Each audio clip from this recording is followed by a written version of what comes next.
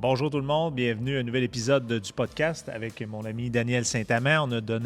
On a reçu aujourd'hui Mme Roxane Monfette. Une belle entrevue, je pense, Daniel, qu'on a eue avec elle. Oui, Roxane, entrepreneur, propriétaire du Café aux 5 Sœurs à Sainte-Tech. Roxane a une philosophie de gestion qui est très, très, très intéressante et qui sera certainement inspirante pour bien des gens. Généreuse, franchement, c'était une très, très belle entrevue. Oui, très belle. Allez écouter ça. Le podcast d'aujourd'hui est une présentation de GPS Énergie réalisée par Zanicom en collaboration avec Daniel Saint-Amand, coach professionnel certifié et Bull Jumping Pro. Bonjour Roxane. Allô Daniel. Bienvenue au podcast Énergie. Merci. Bonjour Roxane. Allô. T'as entendu la cloche pour le début d'un nouvel épisode du podcast. Bienvenue avec nous autres. Merci d'avoir accepté l'invitation. Merci à vous autres. Ça me fait vraiment plaisir d'être là. Roxane, tu es une fille originaire de Trois-Rivières, une maman de 3 garçons. Tu as étudié à l'Université du Québec à Trois-Rivières en administration, volet ressources humaines. Exactement. Dis-moi comment une fille de 24 ans arrive à Sainte-Tech pour ouvrir un café avec son chum. C'est une très bonne question. C'est parti de loin. Là. Nous, on était sur la rive sud de Montréal, puis on avait terminé nos études des deux côtés, là, autant Olivier que moi. Et puis, on n'avait pas de plan. Dans le fond, on avait juste une idée de on s'en va où dans la vie avec ça. Pas d'emploi encore et on s'est dit, on regarde qu'est-ce qui se vend présentement sur le marché. On a vu une maison à Sainte-Tech, celle que vous connaissez, qui comprend le café. Et on s'est dit, c'est donc bien beau, ça a l'air d'avoir plein de cachets. Puis, deux jeunes qui sortent de leurs études, on n'a pas full fond. Alors, on regardait aussi au niveau du budget. Puis, c'était quelque chose qui était possible pour nous. Puis, on s'est lancé. Moi, c'était la 2e fois de ma vie que j'allais à Sainte-Tech. J'étais allée une fois à la piscine à vagues, autrefois quand j'étais enfant. Donc, on ne vient pas de là. Olivier vient de Valleyfield. Donc, aucun lien non plus. Puis, on a rapidement comme ça, on a acheté la maison en 8 mois là, suivant la première visite. Et en fait, d'où est venue l'idée de partir le café, c'est qu'on avait cette bâtisse-là qui était annexée à notre maison, qui était en décrépitude totale et complète, là, vraiment, là, limite vouée à la destruction de cette bâtisse-là. Et on a trouvé que ça manquait des cafés dans le coin parce que nous, on arrive de la ville. On a fait notre baccalauréat les deux dans les cafés. Et on est quand même des bons consommateurs de café. Et puis, on s'est dit, ça manque ici. Comment ça, il n'y en a pas? Puis, on devrait faire ça. Bien, c'est ça qu'on va faire. Fait qu'on a mis beaucoup d'énergie et d'amour dans cette bâtisse qui est encore patrimoniale, qui a 100 ans d'histoire. Puis, on a commencé comme ça là, en 2016. Wow. Voilà. Dis-moi, ton rapport avec la communauté de Sainte-Tech, tes liens avec ces gens-là. On le sait, les 5 Sœurs, c'est devenu maintenant une des entreprises phares du village. Là. Comment ça s'est passé avec les gens de Sainte-Tech? Ça s'est très bien passé. J'ai l'impression de venir d'ici, dans le fond, maintenant. Là, tu disais tantôt, fille de Trois-Rivières, puis mon sentiment d'appartenance est plus grand maintenant à la région que le contraire. Pourquoi? Parce qu'on s'est approprié l'histoire, simplement. On a dit, c'est quoi cette bâtisse-là? Qui était là? Comment les gens vivaient? Puis nous, on veut faire honneur à cette histoire-là. Je pense que le lien, il s'est fait là. Le moment où on s'est dit, cette bâtisse-là, elle est magnifique, il y a une histoire derrière ça, puis nous, on veut l'honorer, on veut la mettre de l'avant, d'où le nom des 5 Sœurs, qui avaient un honneur, là, dans le fond, aux 5 Sœurs Leblanc, qui opéraient le magasin et blablabla. Ça, pour nous, je pense que c'est là le maillage avec la communauté qui a débuté. Le fait qu'on ait cet amour pour l'histoire, puis l'endroit sans même la connaître, dans le fond, là, ça a fait le premier lien. Puis après ça, les gens nous ont juste adoptés, j'ai l'impression. Ouais. Qu'est-ce qui a été les facteurs de succès? On le sait que maintenant, les 5 Sœurs, on peut se promener partout dans la région de la Mauricie, puis même au-delà de la Mauricie. On connaît le nom. Là. Oui, c'est ça. Les gens connaissent la place. Qu'est-ce qui a été le facteur qui a fait cet essor-là aussi rapidement? Bien, je dirais qu'on est arrivé sur les réseaux sociaux dans des bonnes années, premièrement. Là, point de vue technique, là, on est allé très rapidement sur les réseaux sociaux, puis on a fait parler de nous. Dans nos jeunes années, on était fringants, on n'avait pas encore d'enfants, mais on a participé à tous les prix, tous les concours, tout ce qui était en entrepreneuriat. On a gagné. Il y a eu beaucoup d'exposure de l'entreprise dès le départ. Et je pense que ça l'a aidé grandement au succès qu'on connaît aujourd'hui. Puis, ben maintenant, je pense que c'est juste le bouche à oreille, l'expérience qu'on en fait, puis les gens, ils en parlent, sont fiers de leur village, sont fiers d'amener leur visite là. Fait que ça l'a fait comme boule de neige un peu en ce sens. Tu parles de fierté. Moi, je t'ai vu au gala de la Chambre de commerce récemment avec ton équipe. J'étais présent ce soir-là. Oui, je me souviens de cette soirée-là. J'ai même voulu, la première fois que j'ai abordé Roxane pour faire l'entrevue ici, elle n'était pas disponible parce qu'elle était dans un chalet avec ses employés. Je sais que pour toi, ton équipe de travail, les ressources humaines, c'est vraiment important. Peux-tu nous en parler un peu plus? Comment ça se passe chez vous? Gagner employeur de choix cette année, là, ça a été... Je ne peux pas vous expliquer comment c'est riche pour moi. Parce que avec tout ce qu'on entend sur la restauration depuis des années, les défis de main-d'œuvre et tout ça, c'est pas nécessairement ce qui ressort là, en termes de facilité.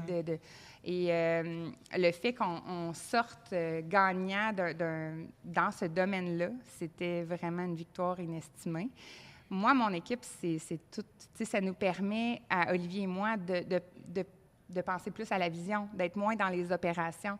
Notre gestion, elle est humaine. Je pense que c'est dans nos forces. Là. Notre équipe, c'est les gens que vous voyez à tous les jours. C'est eux autres qui font vivre l'expérience que moi, j'ai en tête.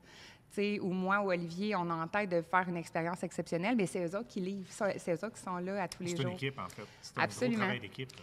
C'est vraiment, puis c'est des jeunes exceptionnels. Je dis jeunes et moins jeunes, là, mais tu sais, dans le sens que il y en a certains qui arrivent à 15 ans puis qui partent quand que l'université est terminée. Puis c'est des gens que, tu sais, c'est comme des deuxièmes enfants. Ça serait pas mes enfants, mais dans le sens que c'est vraiment une deuxième famille. Oui, vraiment. On a des liens qui sont forts et ça fait partie de ce que j'aspire le plus. Tu sais, quand je suis en entrevue, moi, je dis oui, tes compétences, oui, ton expérience, mais ta personnalité. Moi, je cherche une personnalité, une personne qui va fitter dans l'équipe. J'ai besoin d'un climat qui est sain, puis c'est vraiment important pour moi. Puis je pense que ça se sent. Ça se sent dans l'expérience, que les gens le sentent, tu sais, qu'il y a une belle cohésion dans l'équipe, puis c'est vraiment important. Fait que c'est ça. Puis je comprends aussi que tu encourages beaucoup, tu manipules beaucoup les horaires pour encourager l'école et puis que les jeunes aient une vie aussi, hein? Oui, moi, je viens d'une famille où l'école était très, très importante. J'ai été choyée, privilégiée. On m'a beaucoup poussée dans les études et tout ça. Puis je trouve que c'est mon rôle aussi, comme mentor, ou dans le sens que je suis là dans un moment de leur vie. Puis je me dis, si je les aide parce qu'ils sont en examen cette semaine-là, puis ils ont moins besoin de travailler, c'est ça qui est l'important. Dans la journée, là, présentement, là, c'est les études qui sont importantes, puis je trouve que c'est un peu mon rôle comme entrepreneur de faire valoir ça auprès des jeunes aussi. Est-ce que ça m'amène une question. Tu dis que tu es quand même très proche d'eux. Tu sais, veux pas, tu dis qu'il y en a qui, c'est à partir de l'âge de 15 ans jusqu'à l'université, veux pas, tu développes un lien. Il y en a-tu qui se confient, on va pas savoir les secrets et tout, mais il y en a-tu qui se confient, qui voient, tu sais, je fais assez confiance à mon employeur pour si j'ai un problème, je suis capable d'en parler. Puis elle va peut-être mieux comprendre aujourd'hui pourquoi je suis peut-être plus fatiguée ou moins patiente ou peu importe. Oui, énormément. Oui. Je pense qu'on est des oreilles, Olivier et moi, énormément pour ces gens-là. La porte est toujours ouverte, puis je leur dis, puis je suis sincère. C'est sûr qu'on ne peut pas gérer une entreprise en se disant, des petites affaires du quotidien. Tout le monde en vit, là. C'est pas évident. Faut quand même qu'on soit ouvert, puis il y a un service à rendre au final. Mais les gens qui ont vécu des grandes difficultés dans notre entreprise, puis qui sont venus nous voir après, puis ont dit, si tu savais comme tu as eu un impact pour moi, de m'avoir tendu la main. J'ai eu un jeune que j'ai en tête qui va se reconnaître, là, mais on a cheeré à la fin de ses études, puis il m'a dit, tu es en grande partie prenante un peu de ce succès-là. Tu m'as beaucoup aidé, tu m'as encouragé. Quand j'avais des découragements, tu m'as dit, continue, fais-le, il t'en reste pas long. Bien, ça m'a vraiment fait du bien d'entendre ça. Puis je me suis dit, si ce jeune-là, il avait besoin du petit coup de main qui manquait, bien, c'est peut-être là que mon rôle y était aussi, à ce moment-là. Au-delà d'être un employeur, vous êtes aussi des coachs, vous êtes aussi des mentors, et ça, c'est extraordinaire pour ces jeunes-là, là. Vraiment. Dis-moi, vous êtes, Olivier et toi, parents, conjoints, partenaires d'affaires. Conciliation, travail-famille, ça se passe comment? C'est un beau casse-tête, là. C'est 1000 morceaux? C'est un agenda de premier ministre. Honnêtement, c'est très intense. Olivier et moi, on est très complémentaires et infiniment différents. Autant parents que, tu sais, dans la business, là, ce qui fait en sorte que, tu sais, on se complète merveilleusement bien, mais des frictions, il y en a. Tu sais, dans le sens que moi, je suis la passionnée, la rêveuse, celle qui a des idées. Lui, c'est le rationnel, les chiffres, tu sais, c'est quelqu'un qui est plus introverti, qui va réfléchir, donc, c'est super pertinent dans le cadre de notre travail. Puis, je pense que ça serait bien différent si on était les deux fonceurs, comme je peux l'être des fois. Ben, c'est parce que vous avez un point de vue différent de chacune des situations. Ouais. Le point de vue que toi, tu ne penses pas, lui, il pense, et vice-versa. C'est vraiment une belle force parce qu'on a... Mais en même temps, tu sais, c'est ça, comme je dis, ça peut faire des frictions parce qu'on ne voit pas les choses de la même façon du tout. Puis on se le rappelle, oui, mais ça, c'est de la façon que ton cerveau fonctionne. Le mien fonctionne de telle façon. Puis avec 3 enfants, puis l'entreprise, honnêtement, c'est juste, on vit à tous les jours, quotidiennement, on se dit qu'on a passé à travers, puis on se tape dans la main à tous les jours. Oui, je comprends. Tantôt, tu disais, avec l'équipe d'employés, on a plus de temps maintenant, on est un peu plus reculé des opérations, mais quand tu as eu ton premier garçon, ça faisait 2 ans que vous aviez ouvert le café? Oui. Ça s'est vécu comment, ça? Ça s'est vécu avec un bébé dans le dos pendant que je fais de la caisse puis je vends des muffins. Tu sais, c'était... Mais ça, c'est beau d'entendre ça.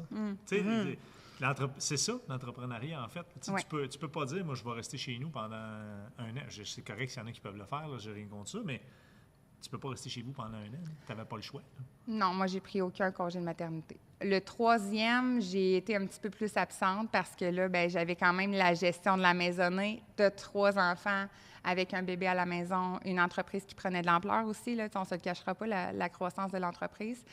Fait que j'ai pris un petit peu plus de temps puis aussi parce que je savais que c'était mon dernier bébé. Mais tu sais, c'est ça. C'est une concession que je devais faire. Comme femme, entrepreneur, maman, conjointe, est-ce que tu trouves du temps pour toi? De plus en plus. C'est vraiment important pour moi de le faire pour ma santé mentale, honnêtement, là, pour que je m'assure d'être... C'est comme si ce désir de performer-là, dans tous mes chapeaux, là, honnêtement, que ce soit entrepreneur, maman, conjointe, amie, fille... je suis en gouvernance aussi, je m'implique à l'école, je suis impliquée un peu partout, là, on dirait que je ne sais pas dire non. Mais ça ne serait pas possible si je ne prenais pas du temps pour moi. Là. Puis j'ai un chum qui me le dit. Vas-y, c'est pas avec tes amis, profite-en. Vas-y à ta boxe, c'est nécessaire. On aime ça, cette réponse-là. On adore ça, cette réponse-là. En fait, ça fait longtemps que tu es allé, il me semble que ça paraît. Ouais. Oui. Puis j'ai eu des temps plus difficiles, puis je me suis rappelé à quel point ce temps-là, ce moment-là que je prends pour moi, bien, quand je reviens au travail, moi, je suis contente d'être là. Tu sais, je suis leader dans mon équipe, oui, mais je suis de bonne humeur d'être au travail. Je ne suis pas usée, épuisée, mais j'ai besoin d'être en congé des fois. C'est humain, tu sais. Puis je l'ai comme compris, j'arrête de me sentir coupable de prendre du temps pour moi ou de prendre congé. Tu l'as pris comment, Roxane? Tu l'as appris comment qu'il fallait prendre du temps pour toi? Bien, il y a 1 an, à peu près jour pour jour, là, j'ai eu une grosse difficulté. J'ai été en arrêt de travail obligatoire par mon médecin. C'est rare qu'on voit un entrepreneur qui est en obligation d'arrêter de travailler. Là. J'ai été près de 17 jours sans dormir. Donc, vous pouvez vous imaginer ce que ça peut faire au corps et à la santé mentale. Moi, je ne suis pas quelqu'un qui est anxieuse. Il y a bien des gens qui ont ce problème-là. Ça ne m'était pas arrivé avant. Et puis, finalement, là, pour faire ça simple, on a trouvé que c'était hormonal, tout ça, la problématique et tout. J'ai eu 3 enfants, bon, l'allaitement et tout ça. Mais dans les faits, c'est que moi, je me suis dit, je suis en train de perdre la tête, littéralement. Il faut que je prenne un temps d'arrêt. Il faut que j'arrête de me mettre de la pression que mon cerveau fonctionne 24/7. J'en dormais plus la nuit. Je réfléchissais sur tous les dossiers à faire, les trucs. À être la meilleure maman, à être la meilleure employeur. C'est la pression que toi, tu te mettais. Oui, absolument. Ça ne change pas depuis que je suis petite que je suis comme ça. Ça m'a sans doute aidée à être où je suis aujourd'hui. Ça, c'est sûr et certain. Mais est-ce que ça use un peu? Sans doute aussi. Ouais. C'est important ce que tu nous racontes là, parce que pour les entrepreneurs, mettre un genou à terre, c'est pas facile. D'avoir un entrepreneur comme toi qui accepte de parler de ça, je pense que pour les autres entrepreneurs qui nous écoutent, ça permet de voir que on n'est pas surhumain. Même si on est capable de travailler 60-70 heures par semaine, à un moment donné, il faut prendre soin de soi. Bien, il y en a peut-être d'autres qui vont se reconnaître dans ce que tu dis. Puis qu'ils n'osent peut-être pas mettre un genou à terre. Ils vont dire, ouais, finalement, c'est pas si pire que ça. C'est pas si grave que ça, mettre un genou à terre. Puis prendre un pas de recul. Mais les statistiques le démontrent. La santé mentale des entrepreneurs, ça ne va pas bien. C'est alarmant au Québec présentement. Puis il y a d'ailleurs des programmes qui sont sortis, dont j'ai fait partie aussi, qui m'ont grandement aidée. Mais je pense que, je me dis à quel prix. C'est un peu ça mon questionnement, c'est de dire, oui, mon entreprise, le succès, on est infiniment reconnaissant de ce succès-là, là. Mais à quel prix? Est-ce que ma santé en vaut le coup? Le fait que mes enfants, ils ont besoin d'une maman qui est en santé aussi. Donc, ce côté-là, ça m'a ramené à me dire, il faut que je prenne soin de moi, parce que si je ne prends pas soin de moi, après ça, je ne suis pas capable d'être le leader que je veux être dans la vie, là, aussi. Auprès de ma famille, auprès de mon chum, puis mes employés, par exemple. Fait que c'est ça. Puis là, tu continues de t'impliquer. Tu nous as parlé tantôt que tu étais en gouvernance, notamment dans le conseil d'administration. Moi, je sais que tu es coach de soccer. Oui. Aussi. Oui. Coach de soccer, ça fait quand même 3-4 ans pour 90 enfants l'été à Sainte-Tech. Oui, chez Desjardins, en gouvernance depuis quasiment une dizaine d'années.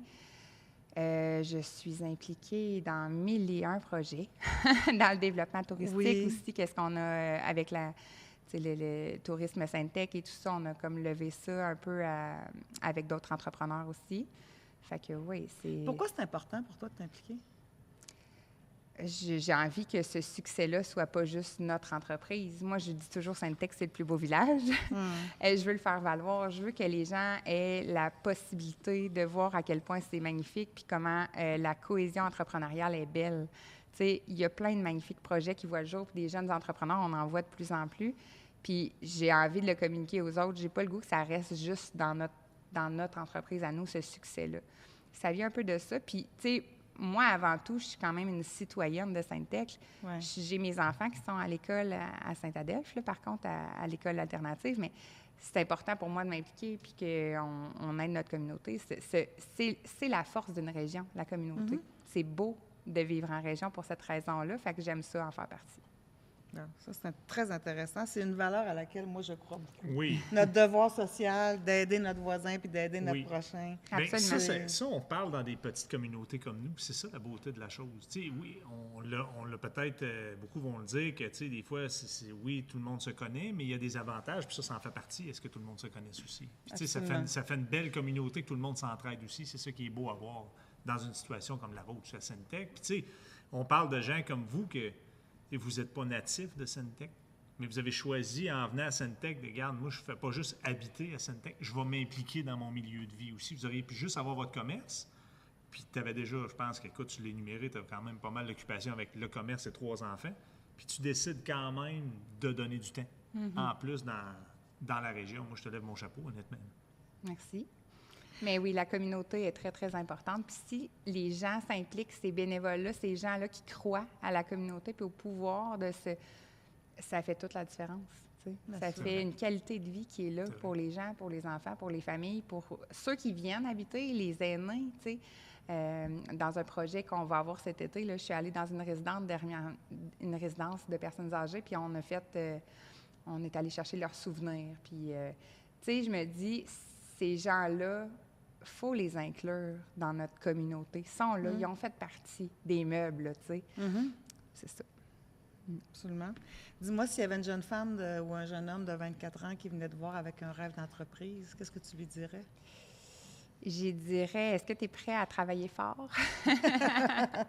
Les premières années, à tout le moins, tu sais, faut pas avoir peur des mots. Non. Es-tu en mesure de travailler, d'y croire, de tout défoncer, d'aller au-delà de tout? Compte pas tes heures. Compte pas tes heures, oui, mais tu sais aussi de se dire, je crois en mon projet, parce que quand on a lancé notre projet, personne n'y croyait. Tu sais, moi, dans ma famille, je sortais du bac, j'aurais pu avoir une belle grosse job au centre-ville de Montréal, là, mais c'est pas ça qui s'est passé du tout. Mais j'ai envie de dire aux jeunes, si tu veux travailler, tu crois en ton projet, vas-y, parce que oui, c'est possible. Il faut juste vraiment mettre de l'effort, puis de l'intensité, de la passion dans ce qu'on veut faire. Ça a pris combien de temps entre le moment où vous avez vu la maison, vous avez décidé que c'était ça votre projet, puis que vous avez eu votre financement? Je dirais 8 mois. Quand même, hein? On a travaillé... Ça, c'est des beaux souvenirs, Daniel, que tu me fais là. On était dans un petit appart. On travaillait 7 jours sur 7, Olivier et moi. On avait 2 puis 3 jobs. Et on mangeait de l'humus 7 jours par semaine. Puis là, c'est une confidence que je vous fais, mais on pilait chaque scène qu'on avait pour être en mesure d'acheter notre projet. Parce qu'on s'entend, on sortait de nos études, on n'avait pas des fonds. Pour faire ça, il faut que tu y crois là, énormément, on s'entend. Oui. On était dans une belle époque aussi d'achat de maison, qui ne serait peut-être pas possible présentement à cet âge-là, mais c'est ça. On a fait ce qu'il fallait, en fait. Oui. C'est quoi la plus grande leçon que l'entrepreneuriat va t'avoir appris? Bien, je dirais que dernièrement, avec le... Tu sais, c'est un peu de se dire, moi, je ne veux pas travailler 80 heures semaine toute ma vie. Pourquoi est-ce que je choisirais d'avoir ma propre entreprise si ce n'est pas d'avoir une qualité de vie, moi, pour ma part aussi, puis dans ma famille? Fait que dernièrement, quand j'ai eu ma situation qui s'est passée, bien, ça m'a fait me dire, bien, tu sais, tu crées des emplois, tu crées une entreprise, mais est-ce que tu peux aussi espérer avoir une qualité de vie? Avoir aussi tes fins de semaine éventuellement, pouvoir passer du temps avec tes enfants sans regarder tout le temps ton téléphone. Ça, c'est ce que j'ai appris de l'entrepreneuriat parce que il faut essayer, je pense, je lève mon chapeau à ceux qui sont là 24/7, là. Ouais. Mais si on veut garder cette passion-là, puis surtout, cherche... Ça prend des temps morts à un moment donné. Oui, aussi. Exact. Parce que pour réfléchir, il faut aussi laisser notre temps, un temps de repos, là, pour avoir des idées, pour avoir la vision claire, la motivation d'être à job, au travail. Bien, je pense que c'est hyper important d'avoir aussi des passions, une vie en dehors de ça aussi, que l'entreprise ne te définisse pas à 100% aussi. Ça serait ce que je retiens le plus de l'entrepreneuriat. Ouais. Parce que ça m'amène une question, ça m'amène une intervention plutôt. C'était plus, tu sais, tu as Roxane l'entrepreneur, mais en bout de ligne, avant d'être Roxane l'entrepreneur, tu as Roxane qui est en dessous de ça. Puis c'est qui Roxane? Dans le fond, le message que tu livres, c'est qu'il faut apprendre à te connaître. Oui. Parce que ça te prend un échappatoire, une vie parallèle que juste être définie par ton travail. Oui, parce que dans le fond, quand on est travailleur salarié, on a une vie à part le travail, du moins, en tout cas, généralement, les gens. Mais quand on est entrepreneur, on est entrepreneur. On est notre entreprise. Puis c'est correct. Mais à un moment donné aussi, il faut se dire, oui, mais moi, je peux aussi avoir des rêves puis avoir des passions, des intérêts. Et c'est là que la qualité de vie entre. Puis c'est intéressant. Puis qu'après ça, bien, on aspire à un équilibre aussi dans tout ça. Moi, c'est l'équilibre présentement que je travaille, puis que ça fait 1 an que je travaille là-dessus, mais que je vois une différence vraiment sur mon moral, sur comment je me sens, sur comment je joue mes rôles aussi comme entrepreneur. Tu sais, je suis vraiment une meilleure version de moi-même depuis que je suis en équilibre. Fait que c'est ça que je te dirais, l'équilibre. Dis-moi, tu parles de rêve. Moi, je vais te parler d'avenir. Mais tu vois comment l'avenir? Tu vois, c'est quoi les rêves de Roxane Monfette pour ce qui s'en vient pour la suite après maintenant 10 ans? Oui, ça va faire 10 ans cet été. Moi, j'ai toujours dit, même avant d'être entrepreneur, moi, je veux toujours être sur les bancs d'école. Okay. Fait que c'est quand même quelque chose que j'ai en tête. Là, mes enfants sont petits encore. Présentement, la priorité, c'est vraiment ma famille. La croissance de l'entreprise, c'est pas une priorité dans le sens qu'on a une croissance, mais on a eu une multitude d'opportunités de grossir, de deuxième succursale, de belles opportunités, mais c'est pas ça le plan présentement dans le court terme, moyen terme. On laisse vieillir notre famille, on est des parents en premier lieu. Mais moi, je pense que je vais retourner aux études éventuellement pour mieux faire mon rôle, apprendre autre chose. J'ai besoin d'apprendre, j'ai besoin d'être... C'est important pour moi. Fait que je te dirais que je sais pas comme où est-ce que ça va me mener. On dirait que ça fait un petit peu un vertige de dire ça. Mais je vois que les opérations du café se gèrent bien. Je peux être là, puis je pense que je pourrais éventuellement me détacher un peu pour penser à pas changer de domaine, mais juste continuer dans ce type de la gestion de PME ou autre chose. Là. OK, intéressant. Hubert? Est-ce que ça te tente de faire la dernière question? Ben oui. On a toujours une question. Ben, je suis sûr que tu l'as peut-être déjà entendu si tu as écouté les autres émissions du podcast. J'espère que tu n'as pas préparé ta réponse trop parce qu'on aime ça avoir ça spontané. Ouais. On a toujours une question, en fait. On demande à l'invité. La question qui tue, nous autres, c'est notre marque de commerce. C'est quelle question que tu aurais aimé qu'on te pose? Ça peut être une question, comme ça peut être une réflexion que tu peux nous transmettre aussi. Mais Roxane, comment?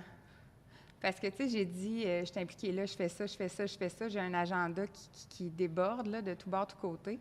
Puis la question que les gens me posent pas, c'est comment est-ce que tu arrives à faire tout ça? Tu sais, comment est-ce que tu es capable d'avoir cet équilibre-là puis de garder ta santé physique et mentale aussi? Là? C'est ça qui est comme la priorité. Je pense que c'est ça, la question que j'aimerais. Et comment? Moi, c'est le sport. Okay. Vraiment. Puis on en parle peu. Mais, tu sais, je dis pas ça parce que je suis dans le gym GPS Énergie aujourd'hui. Mais... Merci pour la pub, Roxane. Bien, ça fait 1 an que je suis à la boxe, dans le fond, 2 fois par semaine. Puis avant, je faisais aussi du yoga jusqu'à 2 à 3 fois par semaine, en plus de ça. Et c'est mes essentiels, là. Mais comme c'est devenu obligatoire dans ma vie. Fait que j'aurais tendance à dire... cet échappatoire-là, ce moment de défoulement-là, que ça soit... Moi, je suis une fille qui a fait du sport d'équipe toute sa vie, là, quand j'étais jeune et tout. C'est ça, ma clé, moi. Ça ne veut pas dire que c'est la clé de tout le monde. Non. Ça ne veut pas dire que ça serait une recette magique non plus. Mais c'est ça. Quand que je me défonce, quand je cours, quand je suis intense à quelque chose, ça me fait... le petit moment mental, là, le break mental dont j'ai besoin, c'est là qu'il se passe. Et c'est grandement... c'est juste ça. Ça, ça serait une question que j'aimerais me faire poser. Ben là, écoute, tu nous as donné une bonne réponse. Ouais. On arrive à la fin. Oui. 1000 merci, vraiment. Merci d'être venue, Roxane. Très impressionnant. Une fille de 24 ans qui part en entreprise comme ça. Vraiment très inspirant comme parcours. Alors, un grand merci. Puis bon succès pour la suite. Oui, merci. Bon succès. Merci beaucoup, Roxane. Merci. C'est moi qui vous remercie. Merci pour le podcast.